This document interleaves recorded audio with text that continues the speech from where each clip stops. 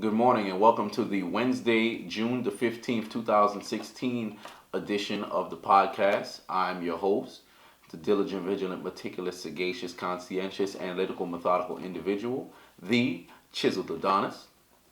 And what I want to talk about today is that shooting in Orlando. Now, granted, what happened was you had a couple of gay dudes who took more back shots than usual. Now, I know some of y'all gonna say, oh, that's out of line. It's too soon. Listen, this is how I live my life. I make jokes about everything. If my mother got shot in the face right now, I'd get on national television and I would be upset. I'd be a bit sad, but I'd have to make a joke about it. I'd say the only person shooting my mom in the face should be my pops, if you know what I mean. But you know what? Let's hop into this shooting in Orlando. This is the way I see it. It seemed kind of odd from the jump because when it first came out, I was like, okay, 20 people got shot, then 50 people got shot, now over 100 people got shot, but 50 people died. So if we look at it, I'm a conspiracy theorist. So every time I see some sort of mass shooting, whatever it might have been, I always view how the media covers it to see if there was any sort of hidden agenda. And ultimately, with all these shootings, it comes back down to gun control. I'm going to hop into that a little bit later. But at first, they were going to blame it on Islam, which I find kind of odd. Now, I don't really find it odd. It's funny how our president and the Democrats don't like to label them radical Islamic terrorists. Here's the problem I have with Islam, is that you have these terrorists who come out and shoot. They shoot up clubs, they shoot up buildings, they shoot up churches, they shoot up schools. It doesn't matter where they are. I'm not talking about only in the United States. I'm talking about all over the world. I think in the past 30 days alone, radical Islamic terrorists took out about a little bit over 2,000 people. And I don't know why they have this whole Islamophobia going around. Here's the issue that I have with all these phobias. Because people have an issue with a set group. It's not like people are coming out and say, oh, burn down Islam. Nobody should be able to practice this religion. That's not the case. The issue is those radical few who are wilding out, trying to kill and shoot everybody. That's why people use the term radical Islamic terrorists. The problem with your liberal left media is whenever you come out and say these people are wilding, this small set group, they think you're going to paint everybody with this whole brush of their entire religion feels this way. For example, look at what Obama said. Is to criticize this administration and me for not using the phrase radical Islam. What exactly would using this label accomplish? What exactly would it change?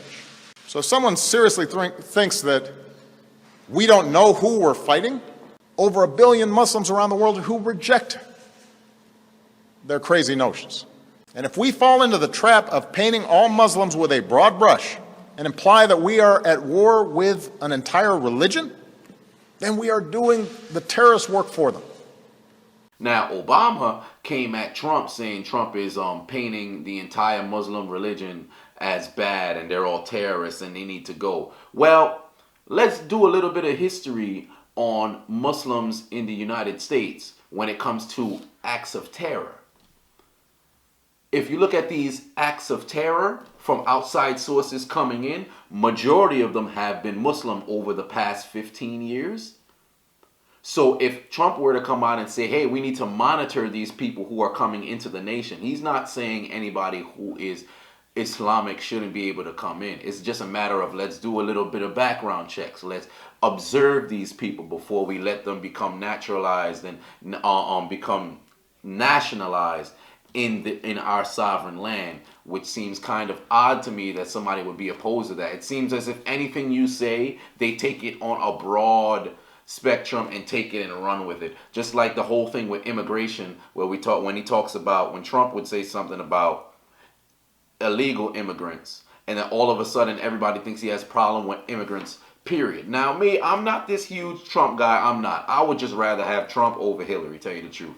Any day of the week, I would. But hopping back into the shooter, the more information's been coming out about this shooter.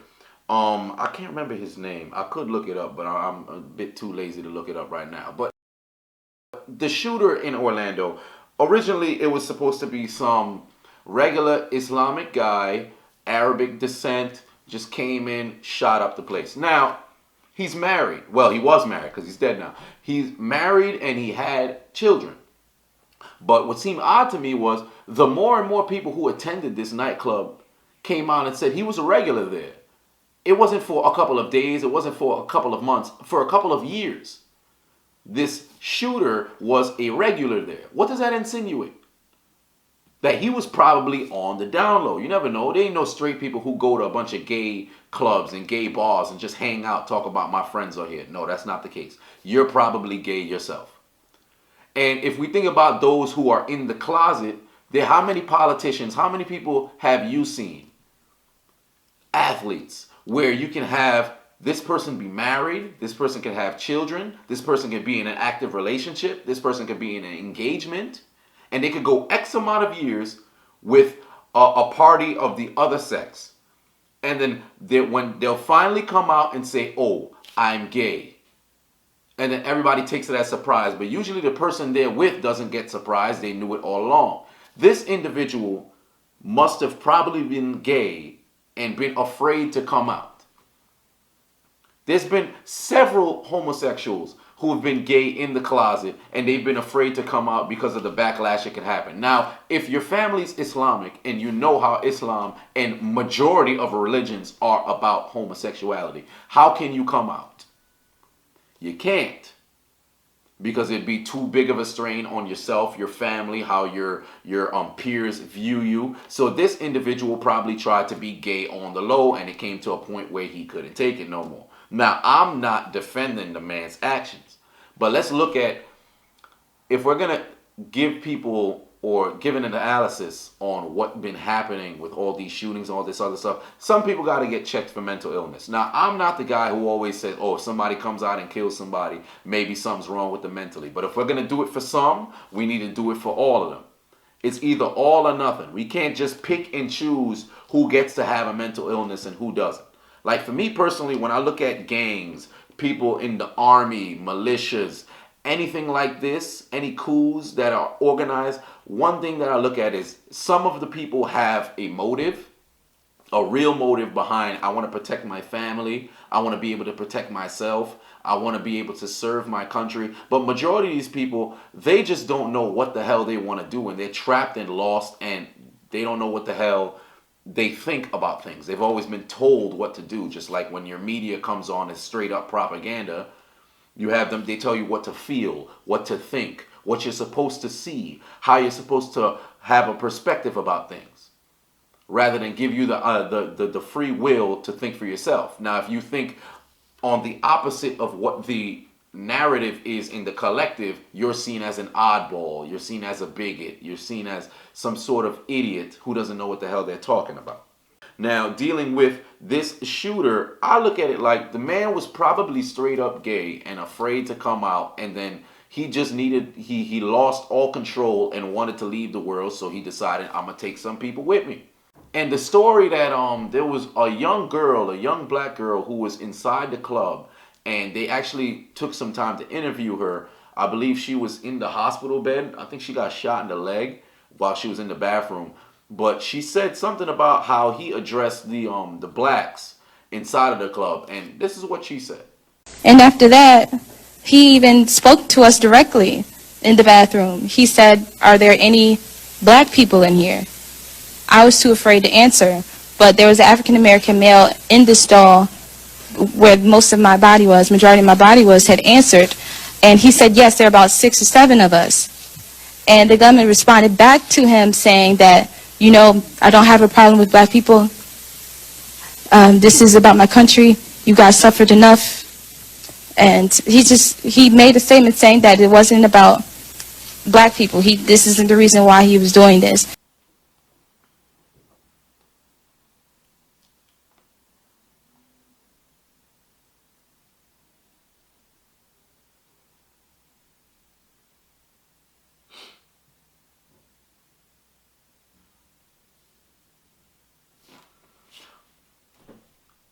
Now, I find this kind of odd why this was even relevant to what was happening. Now, granted, she is a victim, so she can pretty much go up there and say whatever she wants. But the funny thing about it is, what will the backlash end up being? Because if we look over the past, I would say 10, 15 years, the one individual who you can say pretty much anything about is the straight white male. And I want you to understand something. I don't have a large issue with people of the Caucasian race and those who are in power and all this other stuff, because you fought and died for it. It's not like you just showed up, walked in the door, took it, and walked away with no opposition or nothing. They came in, they shot people up, they killed, they enslaved, whatever the case may have been. You can't make me upset at the winner. Because if I was around back then and they had all these other shooters who came in to come take my sovereign land, like if I was Native American, I saw these people on the shore and I taught you how to sustain a life over here and you started killing me, the one thing that probably wouldn't happen is, if I have surviving children, they would have already been taught, understand this is yours, you defend it, don't let anybody come in and take it. The problem is, white people, they don't worry about all this other, whatever you might have been taught, whatever dialect they might have passed down to your family. They're going to come in and they're going to keep fighting until they can't fight anymore. They're like that child in the classroom who doesn't care if you pick on him because he's going to fight you. They never worry about something being easy. If it's hard, they'll do it. That's the one respect that I'll have for white people. The gunman was in there with us, and he actually made a call to 911 from in there. Everybody could hear, who was in the bathroom, who survived, could hear him talking to 911, saying that the reason why he's doing this is because he wants America to stop bombing his country. And from that conversation from 911, he pledges allegiance to ISIS. But I find it kind of odd that we bring in we keep making it about race and making it about color, saying, oh, he doesn't have any quarrels with black people. He's just upset people are bombing his country. Now, here's the issue with the bombing of ISIS. Nobody knows where ISIS is based. U.S. pretty much created ISIS. We gave them arms. If we gave you guns, we're basically funded you and gave you all of these ammunition that you need to shoot people up. But that's for a different video. But coming down with that statement he made, if he did make that statement, indeed, if he made it, it's a stupid statement, because you can't come out and shoot up an entire club because they're bombing your country. It seems kind of stupid. You respond to violence with violence. Now, granted, the U.S. has a large, extended history of responding to violence with violence and attempting to justify it. So if we go by U.S. logic, by all means, it makes sense. You kill me, I'm going to start to kill you until you get the message. Makes sense. I can't knock you for that. But just the mental capacity of these individuals, it seems to be very stupid. Even the politicians is very dumb. Like, we'll go out and we'll bomb Yemen. We'll freaking violate Iraq, OD on Iran, destroy Afghanistan. And our excuse was 9/11 all day long. That's our excuse. We talk about something that happened 15 years ago. Now, granted, was it a terrorist attack? Personally, I'm a conspiracy theorist. I believe the U.S. government orchestrated it. That's how I feel about it. Why? Because how do you get over millions of people to just listen and conform to whatever you pass? You install some fear there. So if I got to kill 3,000 people to make you afraid to pass some legislation, I'll do it. Because ultimately, I don't know them people. Think about it. Politicians don't care about you. Let's be serious. They don't care about you. The few that actually do, they don't get anywhere. You'll get into the Congress. If you're lucky, you'll get into the Congress. And every sort of legislation you want to pass, it'll be overruled because it's some majority rules kind of thing. So you can have about 80-year-old people who've been in power since they were freaking 35 in this Congress. You think they're going to listen to you because you're the new guy on the street? No. Basically, what's going on, this is all coming back down to gun control. Like I said earlier, I wanted to touch on it. I'm going to touch on it now. Here's the issue that I have. Because everybody has the right to bear arms in the Second Amendment, I personally believe it's not the gun that's the problem. It's the individual behind the gun that's the problem. Now, granted, there are some guns people should not be able to get their hands on. Like, for example, automatic weapons. Those, I'm kind of skeptical about those. Like, I don't think I'd want anybody to be able to purchase an AK-47 or AR-15 or whatever these automatic guns may be. Some of them might be outlawed. For the specific guns that can't be bought, I'm kind of my information on those are kind of scarce, so don't quote me on it. But I know when it comes down to handguns, I have no problem if everybody's able to own one. The issue that I have is that the government continues to come out and talk about guns are the problem. Let's get these guns off the street. Here's the issue. If you take guns out of the hands of those who actually have it legally and those who want to they'll use that Second Amendment, their right to bear arms. If you now take that out of the hands of the public, who now gets the guns? Whether it be your elected officials who have those, your law enforcement who have those who need it for employment, and then fourth would be your outlaws. Because ultimately, if you look at their name, they're outside of the law. If you look at states like Chicago, has one of the most strict gun laws, period, in the United States. What area in the United States has the most shootings, period, over the last 5 years, maybe even over the last 10 years? Chicago. Chicago alone this month, I believe over 6,000 people have been killed by guns. And darn near, it's hard as hell to get a gun in Chicago. So how does this happen? You have outlaws. Outlaws get their hands on guns all the time. Like I said before, personally, I believe we should have more guns on the street. If you look at the 19th century, let's just look at places like Texas, where everybody was able to get their hands on a gun. If you walked into a saloon in Texas and put your gun on the table and said, yo, give me all your money, everybody inside that saloon is probably armed. So the probability of you walking inside, robbing the place, and leaving with your life is extremely slim. Now, if we take the guns out of everybody's hands, and mind you, we're not talking about, this conversation isn't going by state. It's on a federal level. So they're attempting to try to ratify the Second Amendment around the entire United States and unarm everybody. So now everybody's pretty much going to be defenseless if an outlaw gets their hand on a gun. So now if we switch the situation to the 21st century and say they ratified that Second Amendment, you now walk into Texas in a saloon, come in with your gun on the table and say, give me all your money. The probability of those individuals inside of that saloon, no matter how much it might have been, the probability of them having a gun is extremely slim now. So if you look at the percentage of you walking inside, robbing that place, and walking out with your life, it's at about, I'd say, an 85 percentile, given that nobody inside has a gun illegally themselves, or the owner of the saloon can get a license to hold that gun, which I don't think they're going to allow them to have that if they were to take the guns off the street. So that's what it comes down to. If everybody has an ability to defend themselves with a firearm so they can return fire with superior fire, we wouldn't have as much of these shootings, period.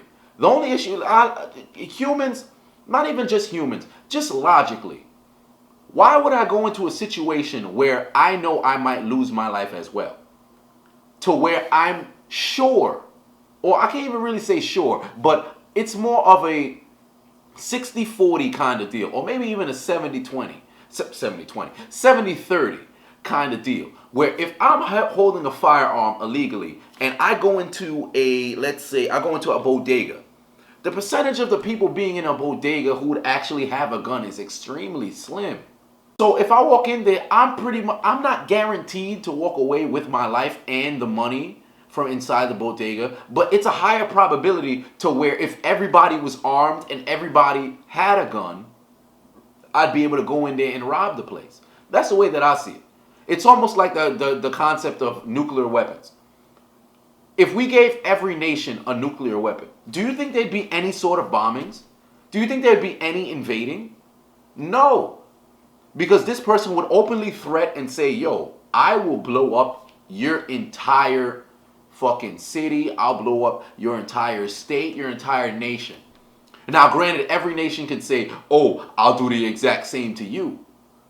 But understand, if I feel, yo, there's no way I have an out of this situation and I want to go and push that button, now we all gonna die. That's why the United States and Russia and all these other countries, they didn't want North Korea to go get their hands on no nukes. Because they know North Korea don't play that shit. They might just fuck around and press the button. But why is it that we want to be hypocritical and say you can get one, but you can't? Like we can get one, you can't. Oh, Russia, you can have some nukes. Oh, North Korea, you can't. It seems kind of odd. We're very hypocritical when it comes to politics, and that's the way that I see it with guns. With guns, it don't make no sense. We sit over here and we champion our troops for going out and defending this nation, going out and shooting other people. Now, what is our definition of terrorism? What do we call terrorism? Because ultimately, there's different terrorists for every nation, correct? So if I'm in Iraq, I'm in Afghanistan, I'm in Iran, if I'm talking about terrorists, I would view probably the United States as terrorists as well, along with ISIS. Because they're both terrorizing me. Because if we look at war is just nothing but beliefs. Everybody fights over their own beliefs. Or I should say the beliefs of the collective, who is your politicians, who tell you, oh, we need people to go fight and defend our country. And you come over like, yes, I got patriotism, nationalism behind me. I'm proud to be an American. I'm proud to be Afghan. I'm proud to be an Iraq person. I don't know what they call themselves. Iraqi? Is that what it's called? Whatever it might have been. But the people, they fight over beliefs. So who are you to say your beliefs are stronger and better than mine? You're not. Because we live two different lives. We view life two different ways. So when I look at how we're treating each other, just period, how we speak down to someone with high moral ground and act as if we're infallible, there's no problem with how we think. It's really stupid. That's why when I look at this shooting in Orlando and we talk about guns, it doesn't make any sense. Because if there were no guns on the street, how are these people inside the club supposed to defend themselves? Think about it. If everybody in the club had a gun, you think he would have been able to shoot over 100 people and kill 50? He would have probably shot 2 and got shot himself, and right there. And we need to stop with this fantasy idea of everybody can be saved, because that's not the case. That's not the case. Somebody will always have to be sacrificed. Somebody always has to take the L. Now, granted, if I'm in my own house and say a shooter comes inside and I don't have any guns in here, the probability of all 4 of myself, my brother, my mother, my father getting shot, it would be pretty high. Now, think about if we all had a gun in this house. Now, say you shoot and kill my mother, but my father shoots and kill you. Would I be upset my mother's dead? Yes. Would I be a bit happy that my father, myself, and my brother is still alive? Yeah, I would be. If they shot and killed me, you think I would have went to the afterlife and fuck, man, well, I had to die. No, I'd have been on my way up like, damn, I died, but at least everybody else in the house was safe. That's what we need to think, to start thinking. We can't save everybody. Everybody can't be saved. There's no Superman. You've seen it in countless superhero movies where they force you to make a decision. Choose between one, choose between the other. One has to be saved. You're forced to make a decision. We can't just sit over here and say, oh, let's just go with the, take everything out of everybody's hands. Things will be okay. That's not the case. Let's stop being idiots. Seriously. But that's my thoughts on this situation. Personally, I don't know how you guys feel. Leave your thoughts in the comments section below. If you feel a little bit different, if you agree with me, or if you have a different perspective all around. I'd love to hear it because I'm open to this conversation. I like talking about things like this. So like, comment, and subscribe. Share it with your friends. And be tuned for, stay tuned for next week's episode of the podcast. What am I going to talk about? I don't know. Things could change over this next 7 days. But I'm your host, your humble host, the diligent, vigilant, meticulous, sagacious, conscientious, analytical, methodical individual, the Chiseled Adonis. And I'm signing out.